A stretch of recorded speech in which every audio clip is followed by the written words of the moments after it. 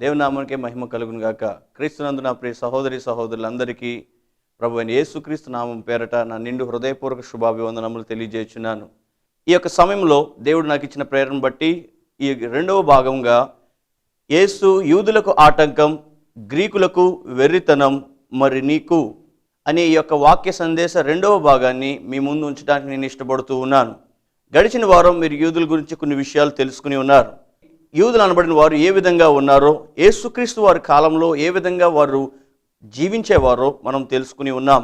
యేసయ్య వద్దకు యూదులు వచ్చినప్పుడు వారు కేవలం యేసయ్య వద్ద ఒక సూచక్రియలు, కంటిని అబ్బురపరిచే సూచక్రియలు మాత్రమే ఆశించి వచ్చేవారు. అందునిమిత్తమై యేసుక్రీస్తు వారు వారి శరీర నేత్రములను, శారీరక అద్భుతాలను చేయటానికి, వారిని శారీరకంగా నడపడానికి రాలేదు కానీ ఆత్మీయ రక్షణ ఇవ్వటానికి వచ్చాడని చెప్పడానికై ఆయన వారు చెప్పింది చేసేవాడు కాడు. అలాగే సిలువలో కూడా నువ్వు కిందకు దిగితే, ఆ సిలువ నుండి కిందకు దిగితే నీవు దేవుడు అని మేము నమ్ముతాం అని చెప్పినా యేసుక్రీస్తు వారు దిగి రాలేదు. దీని అంతటి అర్థం ఏంటంటే వారు ఆశించేదల్లా శారీరకమైన ఆలోచనలు. దేవుని యొక్క ఆత్మీయ మాటలు వారి దగ్గర ఉన్నాను, దేవుని యొక్క ఆత్మీయ మాటలు వారు చదివినాను, కానీ వారి జీవితం మాత్రం ఆత్మీయంగా లేకపోవటం ఎంతో విచారకరమైన విషయమని పాత నిబంధన గ్రంథంలోను క్రొత్త నిబంధనలోను మనకు తెలియబడుతూ ఉన్నది. యేసుక్రీస్తు వారు దానినే ఖండిస్తూ వచ్చేవారు, యేసుక్రీస్తు వారు దానినే ఖండిస్తూ కొనసాగించేవారు. కనుకనే యూదులకు యేసయ్య ఆటంకంగాను, యూదులకు యేసయ్య ఆటంకంగా నిలబడినందున ఆయనను సిలువేశారు. కానీ దేవుని మహిమ ఏంటనగా ఆయన మూడో దినాన్ని తిరిగి లేచాడు. ఇలా యూదులకు ఆయన ఆటంకంగా ఉన్నాడని కొరింథీయులకు రాసిన మొదటి పత్రిక 1వ అధ్యాయం 20 నుంచి 25 వచన భాగాలు చదువుకుని ఉన్నాం. అయితే ఈ రెండవ భాగంలో మీకు గ్రీకుల గురించి కొన్ని విషయాలు తెలియచేయాలని నేను ఇష్టపడుతున్నాను.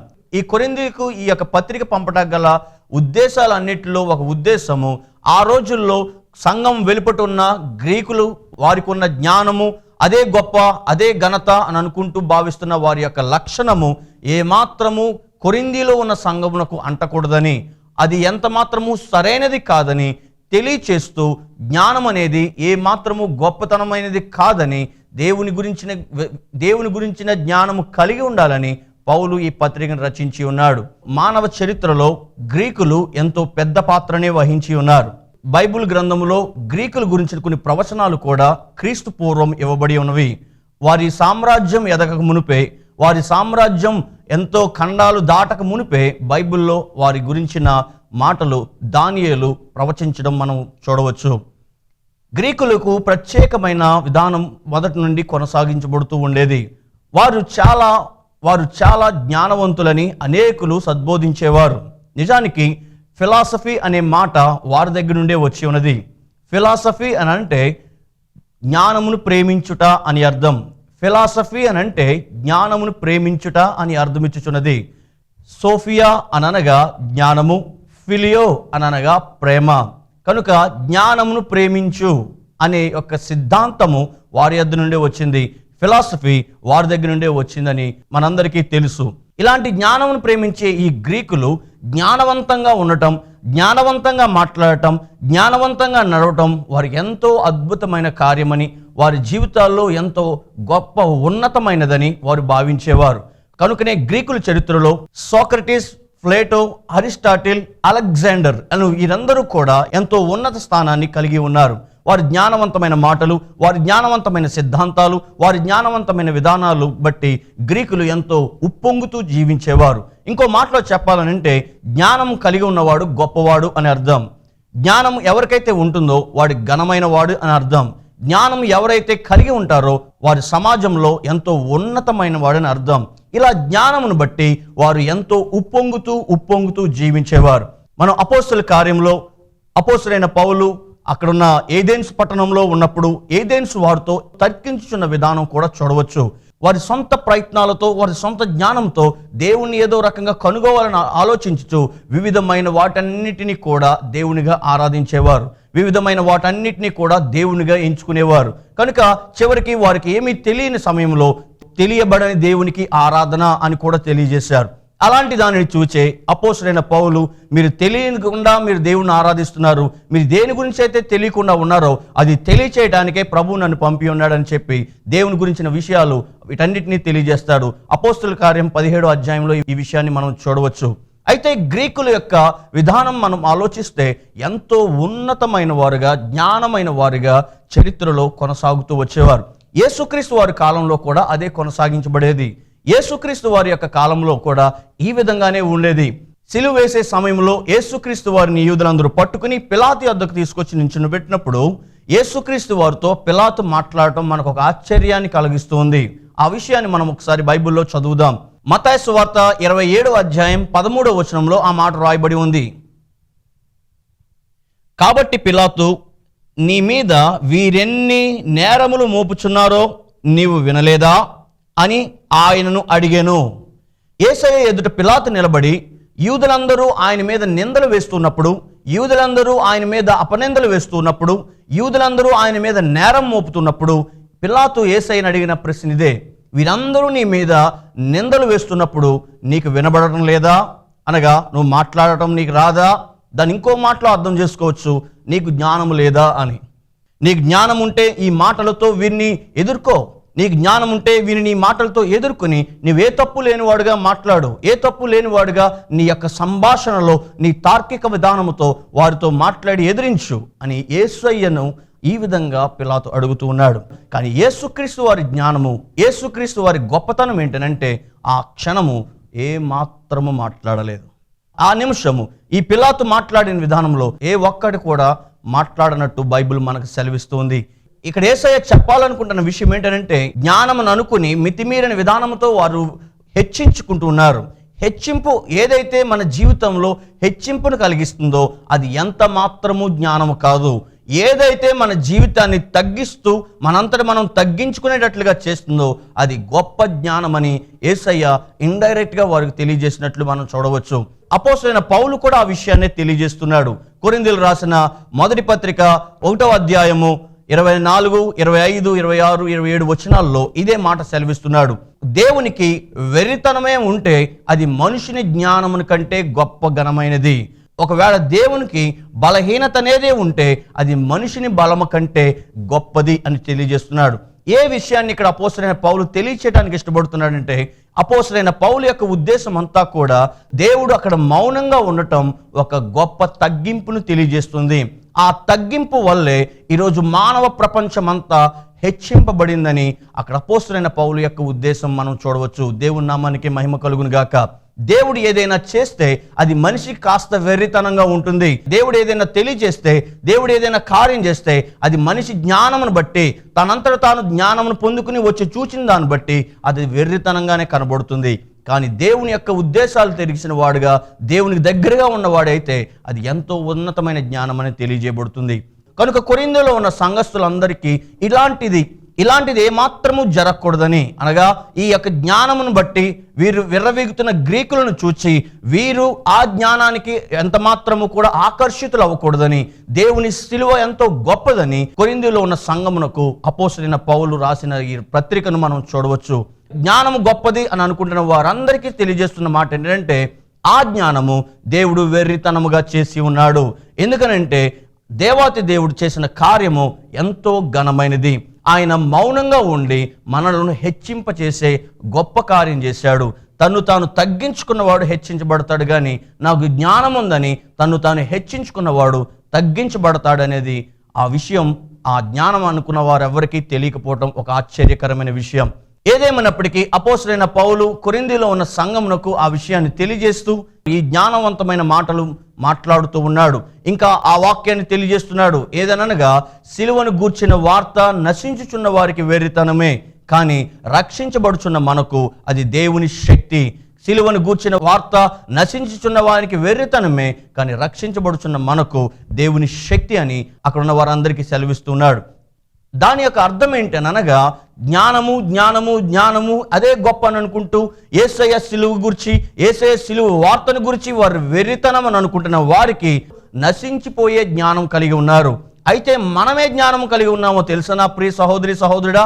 మనము దేవుని జ్ఞానం కలిగి ఉన్నాం. అనగా పరలోకంలో హెచ్చించబడి, పరలోకంలో కొనసాగబడి, భవిష్యత్తులో మన జీవితాన్ని ఆనందంగా ఉన్నతమైన రాజ్యంలోకి తీసుకువెళ్ళే ఒక గొప్ప కార్యం జరిగించబడే విధానం జరుగుతుందని, అందులో ఒక గొప్ప రక్షణ ఉందని, అందులో గొప్ప విధానం ఉందని, అందులో ఒక గొప్ప దేవుడు చేసే కార్యం ఉందని మనం ఆనందించాలని చెప్పి, మనం ఆశీర్వదించబడిన వారమని చెప్పి పౌలు తెలియజేస్తున్నాడు. కనుక నేను సిలువను గూర్చిన వార్త నశించిపోయే వారికి జ్ఞానము జ్ఞానము జ్ఞానము అదే గొప్ప అని అనుకునే వారికి అది కాస్త వెర్రితనంగా ఉండొచ్చు. కానీ మీరు దయచేసి వారిని బట్టి సిలువను గూర్చిన వార్త ఎంత మాత్రం వెర్రితనంగా చూడకండి. ఇది ఎంతో ఉన్నతమైనది. ఎందుకంటే అది రక్షించబడుచున్న మనకు ఒక గొప్ప దేవుని శక్తి అని తెలియజేయబడుతుంది. ఈ విధంగా గ్రీకుల యొక్క ప్రభావం కొరింథీ పట్టణంనకు ఏమాత్రము కూడా వారికి అంటకుండా, కొరింథీనకు ఏమాత్రము కూడా ప్రభావం చూపించకుండా అపోస్తలుడైన పౌలు అక్కడ కొరింథీలు రాసిన పత్రికలో తెలియజేసిన, మొదటి పత్రికలో తెలియజేసిన మాట మనం చదువుకున్నాం. ఇంతవరకు ఈ మాటలు విన్న మీకు ఒక విషయాన్ని నేను తెలియజేయాలని ఆశిస్తున్నాను. ప్రస్తుత కాలంలో కూడా ఈరోజు అనేక మంది యూదులను మనం చూడవచ్చు. ఎలాగనంటే వారి జీవితంలో కూడా దేవుని వాక్యాన్ని చదువుతున్నారు, ప్రార్థనలు చేస్తున్నారు, అనేకమైన విధానాల్లో కొనసాగుతున్నారు. కానీ ఏ ఒక్కసారి కూడా దేవుని ఆత్మీయ సంబంధంగా చూడటం లేదు. స్వస్థతల గురించో, లేక వారి ఇంటిలో ఆశల గురించో, వారి యొక్క కోరికల గురించో, వారి ఇంటిలో ఏదో జరగాలన్న దాని గురించో వచ్చి ప్రభువుని నమ్ముకుంటున్నారు. కానీ ఏ మాత్రము ప్రభు దగ్గరకు ఆత్మీయత గురించి రావటం లేదు. ఇది ఎంతో యూదులకు సూచనగా ఉంది. ఈ పోలిక ఎంతో యూదులకు దగ్గరగా ఉంది. కనుకనే ప్రస్తుతం కూడా యూదులు మన మధ్య ఉన్నారని మనం భావించవచ్చు. ఆ రోజు యూదులు ఎలాగైతే యేసయ్య దగ్గరకు వచ్చి సూచక్రియలు అడుగుతున్నారో, ఈరోజు అనేక మంది విశ్వాసులు అనబడిన వారు, ప్రభువుని నమ్ముకున్నామని అనబడిన వారు, బైబిల్ చదువుతున్నామని అనబడిన వారు అందరూ కూడా యేసయ్య వద్దకు వచ్చి వారు కూడా శారీరక ఆశలు, శారీరక కోరికలు తీర్చుకుంటున్న వారుగా ఉన్నారు. కనుకనే ఆ రోజు యూదులకు దేవుడు అభ్యంతరంగా ఉన్నాడు. ఈరోజు యూదులు అనబడిన వీరికి అభ్యంతరంగా ఉన్నాడు. నువ్వు దయచేసి అలా లేవని నేను భావిస్తున్నాను. ఈ వాక్యం వింటున్న నీవు అలాంటి వాడువు, అలాంటి దానువు కావని నేను భావిస్తున్నాను. ఈ కార్యక్రమాన్ని చూస్తున్న నీవు అలాంటి మనస్తత్వం నీలో లేదని నేను ఉద్దేశిస్తూ ఉన్నాను. దేవాది దేవుని యొక్క మాటలు ఈ రోజు నీకు తాకి ఉంటే ఈ రోజే అలాంటి యూదులకు సంబంధించిన ఆలోచన విధానాన్ని తీసి ఆత్మీయతగా ప్రభు యొద్దకు రమ్మని నేను పిలుస్తూ ఉన్నాను. ఆ రోజు గ్రీకులు ఎలాగైతే ఉన్నారో ఈరోజు అదే గ్రీకులు కూడా ఉన్నారు. గ్రీకు సామ్రాజ్యం అనేది కాదు నా ఉద్దేశము, కానీ ఈరోజు గ్రీకులు అనబడిన మనస్తత్వం కలిగిన వారు ఉన్నారు. వారు ఎలాగైతే జ్ఞానాన్ని ప్రేమించి, జ్ఞానం అనేది గొప్ప అని అనుకుంటూ, జ్ఞానం అనేది ఉన్నతమని అనుకుంటూ, జ్ఞానం అనేది మోక్షం అని అనుకుంటూ జీవిస్తున్నారో, ఈరోజు ప్రస్తుతం అనేక మంది గ్రీకుల వలె వారు జ్ఞానం అని అనుకుంటూ జీవిస్తూ ఉన్నారు. అనేక మంది దేవుడి గురించి మాట్లాడుతున్నప్పుడు, దేవుడి గురించిన విషయాలు తెలియజేస్తున్నప్పుడు ఎన్నో వివిధమైన సిద్ధాంతాలు వారు తీసుకుంటూ వచ్చారు. కొందరైతే దేవుడి గురించి మాకు తెలియదు, ఎందుకంటే ఆయన మనకు కనబడ్డు కనుక దేవుడి గురించి మాకు తెలియదు అని చెప్పి వారి జ్ఞానాన్ని నమ్ముకుంటూ జీవిస్తున్నారు. దాని పేరు మనం అగ్నాస్టిసిజం అని చెప్పవచ్చు. దేవుడు మాకు తెలియదు, దేవుడి గురించి మాకు తెలియదు, ఎందుకంటే అది మా జ్ఞానమునకు సంబంధించింది కాదు, అది మా జ్ఞానమునకు ఏమాత్రము అంతు చిక్కనిది, అనగా మా యొక్క పంచేంద్రియాలు చూడనిది, కనుక అది మాకు దేవుడి గురించి మాకు తెలియదని చెప్పి అజ్ఞేయతావాదాన్ని అనగా అగ్నాస్టిసిజంను వారిని బయటపెట్టి ఉన్నారు. మరికొందరైతే దేవుడు ఈ లోకాన్ని సృష్టించాడు, ఈ లోకాన్ని సృష్టించిన దేవుడు ఏమాత్రము పట్టించుకోక వదిలివేసి వెళ్ళిపోయాడని చెప్తూ ఉన్నారు. వీరైతే స్వతంత్ర ఆలోచనవాదులు, ఇంగ్లీష్లో డెయిజం అని చెప్పవచ్చు. వారు చెప్తున్నదంతా కూడా దేవుడు సృష్టించాడు, కానీ ఏమాత్రము కూడా పట్టించుకోక వదిలేసి వెళ్ళిపోయాడని వారు నమ్ముతూ ఉన్నారు. ఇంకొందరైతే నాస్తికవాదంతో దేవుడు లేడు అని చెప్పి వారు తెలియజేస్తున్నారు. వారిని ఇంగ్లీష్లో ఎథీయిస్ట్స్ అని అంటారు. ఎథియిజం వారి దగ్గర నుండే వచ్చింది. థెయిజం అనేది దేవుడు అని చెప్పి దేవుడు ఉన్నాడు అని చెప్పబడుతుంది. ఎథియిజం అని అంటే దానికి వ్యతిరేకమైన పదముగా చూడవచ్చు. దేవుడు లేడు, ఎంత మాత్రము దేవుడు లేడు, ఇదంతా మనుషులు సృష్టించిన ఒక కల్పనలు మాత్రమే, ఇదంతా మనుషులు సృష్టించిన ఒక కల్పిత విధానాలు మాత్రమే, నిజానికి వాస్తవానికి దేవుడు లేడని చెప్తూ ఉన్నారు. వారి యొక్క వాదనంతా ఒకే విధానంతో కొనసాగుతుంది. దేవుడే ఉంటే ఈ యొక్క దుష్టత్వం ఎందుకు ఉన్నది, దేవుడే ఉంటే ఈ దుష్టత్వం ఎందుకు ఉన్నదని చెప్పి వారు వాదిస్తూ ఉన్నారు. దేవుడు ఉంటే ఈ దుష్టత్వమే ఉండదు కదా, దేవుడు లేడు అని చెప్పి వారు వాదిస్తున్నారు. నిజానికి సిఎస్ లూయిస్ అనే ఒక వేదాంతవేత్త ఈ విధంగా తెలియజేస్తున్నాడు. దుష్టత్వము అనేది ఏ వ్యక్తికైనా తెలిసిందనంటే దాని వ్యతిరేక పదం కూడా తప్పనిసరిగా తెలిసి ఉండాలి. ఎందుకనంటే ఒక దుష్టత్వము అనే పదం తెలిసి ఉన్నట్లయితే దాని వ్యతిరేక పదం తెలియకుండా ఇది దుష్టత్వము అని ఎంత మాత్రము చెప్పలేరు. దానికి వ్యతిరేక పదం తెలిసి ఉంటేనే ఇది దుష్టత్వము, ఇది మంచితనము అని చెప్పవచ్చు. ఇక్కడ ఉన్న నాస్తికులు అందరూ చెప్పేది దేవుడు లేడని చెప్తూ దుష్టత్వం ఎందుకుందని చెప్తూ వారు దుష్టత్వాన్ని నమ్ముతున్నారు, అనగా దుష్టత్వం ఉన్నదని నమ్ముతున్నారు. ఇంకో మాటలో చెప్పాలనంటే దుష్టత్వం ఉన్నది అని అంటే దైవత్వం కూడా ఉన్నది అని అర్థం ఇచ్చుచున్నది. ఎందుకనగా ఇది దుష్టత్వం అని చెప్పినప్పుడు దాని వ్యతిరేక పదం ఆ వ్యక్తికి తెలుసుంటేనే దైవత్వము, లేక ఇది మంచి అని తెలుసుంటేనే ఇది దుష్టత్వము అని పేరు పెట్టగలుగుతాడు. ఈరోజు అనేక మంది ఇలా వారి జ్ఞానాన్ని అనుసరించుకుంటూ వివిధమైన సిద్ధాంతాలు వారు తీసుకొస్తూ వివిధమైన విధానాలు వారు తీసుకొస్తూ జ్ఞానాన్నే ప్రేమిస్తూ జ్ఞానం కలిగి ఉండటమే గొప్పని ఆలోచిస్తూ గ్రీకుల వలె అనేక సార్లు అనేక విధాలుగా విర్రవీగుతూ ఉన్నారు. కొరింథీయులకు రాసిన మొదటి పత్రిక 1:20 జ్ఞాని ఏ మాయను, శాస్త్రి ఏ మాయను, ఈ లోకపు తర్కవాది ఏ మాయను, ఈ లోక జ్ఞానము దేవుడు వెర్రితనముగా చేసి ఉన్నాడు కదా. వారి జ్ఞానమును అనుకుని అదే ఘనతను అనుకుని తర్కించుచు మేమే గొప్పవని వారు చెప్పుకుంటున్నారు. అయితే సిలువలో చూపించిన దేవుని యొక్క గొప్పతనము ఏ జ్ఞానానికి సరిపోతుంది, ఆయన తగ్గించుకునే విధానము ఏ జ్ఞానానికి సరిపోతుంది. కనుక ఆయన ఎంతో గొప్ప కార్యం చేసుకుంటూ వచ్చాడు. ఆయన తగ్గింపే ఈ లోక జ్ఞానముల కంటే ఉన్నతమైన జ్ఞానము, ఆయన తగ్గింపే ఈ లోకంలో ఉన్న బలాల కంటే గొప్ప బలము అని తెలియజేస్తున్నాడు. తగ్గింపే ఈ యొక్క గొప్ప జ్ఞానముగా తెలియజేస్తున్నాడు. హెచ్చించుకుని తాము హెచ్చించుకుని బోర్లపడుట కంటే తాము తగ్గించుకుని హెచ్చించబడటం ఎంతో ఉన్నతమని బైబిల్లో అపోస్తలుడైన పౌలు మనకు సెలవిస్తున్నాడు. యేసుక్రీస్తు వారి యొక్క సిద్ధాంతం కూడా అదే. తాను తగ్గించుకున్నవాడు హెచ్చించబడతాడు, తాను హెచ్చించుకున్నవాడు తగ్గించబడతాడనే యొక్క సూక్తి యేసుక్రీస్తు వారు మనకు తెలియజేసి ఉన్నారు. కనుకనే యేసుక్రీస్తు వారు తాను తగ్గించుకున్నట్లుగా సిలువ కార్యం చేసి ఉన్నాడు. కనుకనే అన్ని నామముల కంటే పైనామంగా యేసయ్య నామం ఈరోజు హెచ్చించబడింది. జ్ఞానము మా జ్ఞానమే ఘనత అని చెప్పుకున్నారు. రోమిల జ్ఞానము ఈరోజు వారి చరిత్రలోనే చెప్పుకోగలిగారు, కానీ అది ఎంత మాత్రము ఉన్నతంగా యేసయ్య కంటే ఉన్నతంగా తీసుకురాలేకపోయింది. కేవలం శిలాపలకాలనే మనం చూడవచ్చు, కేవలం శిథిలమైపోయిన ఆ రాతులనే మనం చూడవచ్చు. వారి వైభోగం, వారి యొక్క గొప్ప విధానం, జ్ఞానంతో కట్టిన కట్టడాలన్నీ శిలల విధానంగానే ప్రస్తుతం మనం చూడొచ్చు, కానీ అది ఏమాత్రము ఉపయోగం లేకుండా ఉంది. కానీ యేసుక్రీస్తు వారి యొక్క మరణము, తగ్గించుకుని చేసిన ఆ మరణము ఈరోజు అందరికీ, ఈ యావత్ ప్రపంచంలో ఉన్న మానవులందరికీ ఉన్నతంగా ఉన్నదని మనకు తెలియజేయబడుతుంది. అందుకే ఫిలిప్పీయులకు రాసిన పత్రిక 2:6 ఈ విధంగా తెలియజేయబడింది. ఆయన దేవుని స్వరూపమును కలిగిన వాడై ఉండి దేవునితో సమానముగా ఉండుట విడిచిపెట్టకూడని భాగ్యమని ఎంచుకొనలేదు గాని మనుషుల పోలికగా పుట్టి దాసుని స్వరూపమును ధరించుకుని తన్ను తానే రిక్తునిగా చేసుకునెను. మరియు ఆయన ఆకారమందు మనుషుడిగా కనబడి మరణము పొందినంతగా, అనగా శిలువ మరణము పొందినంతగా విధేయత చూపిన వాడై తన్ను తాను తగ్గించుకొనెను. అపోస్తలుడైన పౌలు ఫిలిప్పీయులకు రాసిన పత్రికలో తెలియజేస్తున్నాడు. తాను తగ్గించుకొనటం ఎంతో జ్ఞానము కలిగి ఉండటం అని తెలియజేస్తున్నాడు. తగ్గింపు అనేది జ్ఞానమునకు సూచనగా ఉన్నదని ఇక్కడ మనం తెలుసుకొనవచ్చు. ఇలా గ్రీకుల వలె మనము కూడా ఏ మాత్రము హెచ్చించుకోకుండా ముందుకు కొనసాగాలని మీకు ఈ విషయాలు తెలియజేస్తూ ఉన్నాను. యూదులైతే సూచక్రియలు వెతుకుతున్నారు, గ్రీకులైతే జ్ఞానాన్ని వెతుకుతున్నారు. అయితే మేము సిలువ వేయబడిన క్రీస్తును ప్రకటించుచున్నామని తెలియజేస్తున్నారు. దాని అర్థం ఏంటనంటే యూదులు సూచక్రియలు శారీరక సంబంధంగా జీవిస్తున్నారు, గ్రీకులు వారి జ్ఞానాన్ని ఆశ్రయిస్తూ ఈ లోకంలో అది గొప్పని ఆశిస్తున్నారు. కానీ ఈ రెండింటికంటే అత్యంత ఘనమైనది ఏంటనంటే యేసుక్రీస్తు వారి సిలువ. ఆ సిలువలో ఏ యూదులైతే వారి కళ్ళకు అబ్బురపరిచేది చూడాలని ఆశిస్తున్నారో, దేవుని యొక్క ఉద్దేశములో ఆత్మకు అబ్బురపరిచేది చేసుకుంటూ వచ్చాడు.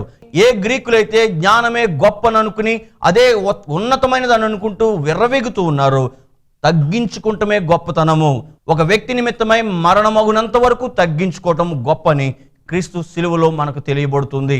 ఇలా యూదులైతే సూచక్రియలను కావాలని ఆశిస్తున్నారు, గ్రీకులైతే జ్ఞానాన్ని వెతుకుతున్నారు. కానీ మేమైతే యేసుక్రీస్తు వారి సిలువ ప్రకటిస్తున్నాం, అది మాకు ఈ రెండింటికంటే ఘనమైనదిగా ఎంచుతున్నాం అని అపోస్తలుడైన పౌలు సెలవిస్తున్నాడు. కనుక ఈ వాక్యం ఏంటంటే, నా ప్రియ సహోదరి సహోదరుడా, మనం ఎంత మాత్రము గ్రీకుల వలె కానీ యూదుల వలె కానీ ఉండకుండా క్రీస్తు సిలువనందు అతిశయపడుతూ కొనసాగించబడాలి. ప్రతి ఒక్కరూ అతిశయించవలసింది యేసు ప్రభు వారి యొక్క సిలువలోనే. యేసుక్రీస్తు వారు మన కొరకై ఎన్నో అద్భుతమైన కార్యాలు చేయటంతో పాటు అత్యంత అద్భుతమైన కార్యము సిలువలో ఆయన తన ప్రాణాన్ని అర్పించడం, అటు తర్వాత 3వ దినాన్ని తిరిగి లేవటం. ఇది మన జీవితంలో ఎంతో అద్భుతకరమైన విషయం. యూదులు వారు ఆశ్చర్య కార్యాలు చూడటానికి వచ్చారు, గ్రీకులు జ్ఞానాన్ని వెతుకుతున్నారు.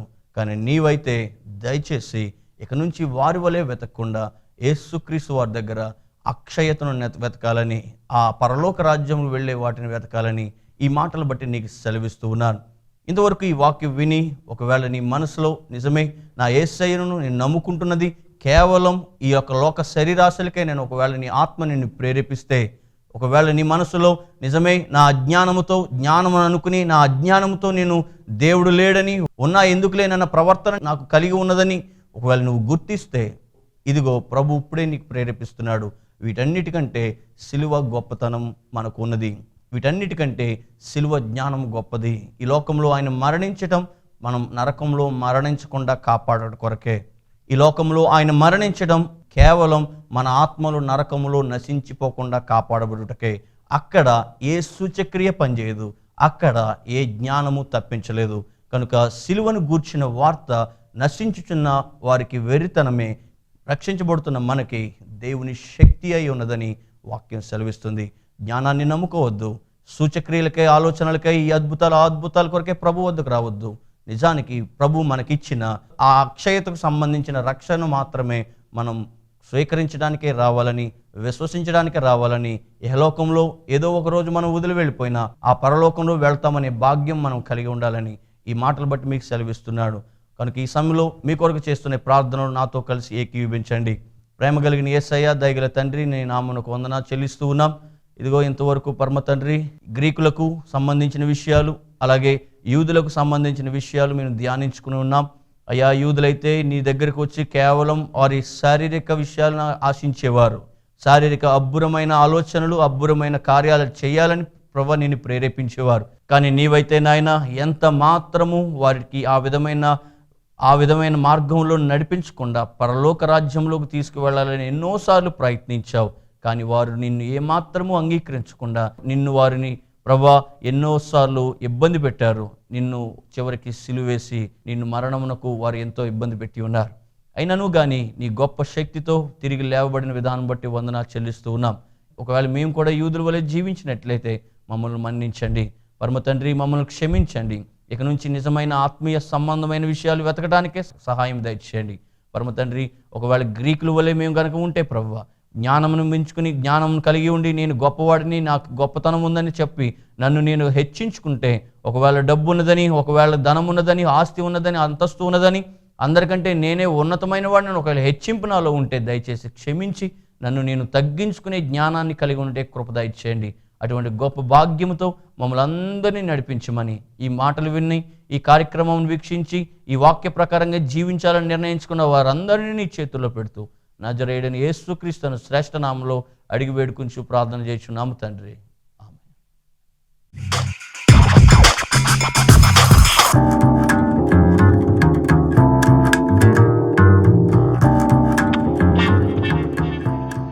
ఆధ్యాత్మిక లేఖిని అను క్రైస్తవ ద్విమాస పత్రిక గత 2 సంవత్సరాలుగా అనేక వందలాది మంది పాఠక ఆదరణ పొందుతున్నదని, చెప్పుటకు ప్రభునందు సంతోషించుచున్నాము. దైవజనులు బ్రదర్ జి రాజశేఖర్ గారి కలమును దేవుడు వాడుకుని అందరూ చదువుకున్నటకు వీలుగా ఆధ్యాత్మిక అక్షరము, మిషనరీ అక్షరము, యవన అక్షరము, మహిళా అక్షరము, కుటుంబ అక్షరము, సామాజిక అక్షరము, విశ్వాసీ అక్షరం, ప్రశ్నకు జవాబు, బైబిల్ సైన్స్ వంటి వివిధ శాఖలలో దైవ సందేశములు మరియు వివిధ ఆసక్తికరమైన విషయాలు పొందుపరుచుచున్నారు. కావున ఇటువంటి ఆకర్షణీయమైన ఆసక్తికరమైన ద్విమాస పత్రికను మీరు పొందుకోవాలని ఆశిస్తున్నారా? అయితే ఇప్పుడే 7366699966 మీ పూర్తి అడ్రస్ పంపి ఈ పత్రికను పొందగలరు. మరిన్ని వివరములకు 7366699966 కాల్ చేయండి. దేవుడు మిమ్మల్ని దీవించునుగాక. ఆమేన్. మా చిరునామా brother G Rajasekhar, S Chikkala, Palakollu మండలం, పశ్చిమ గోదావరి జిల్లా, Andhra Pradesh. Our address brother G Rajasekhar, S Chikkala, Palakollu mandal, west Godavari district, Andhra Pradesh. మమ్మను సంప్రదించవలసిన మా ఫోన్ నెంబర్స్ 7336699966 మరి యొక్క నెంబర్ 9885864817. దేవుడు మిమ్మల్ని దీవించునుగాక.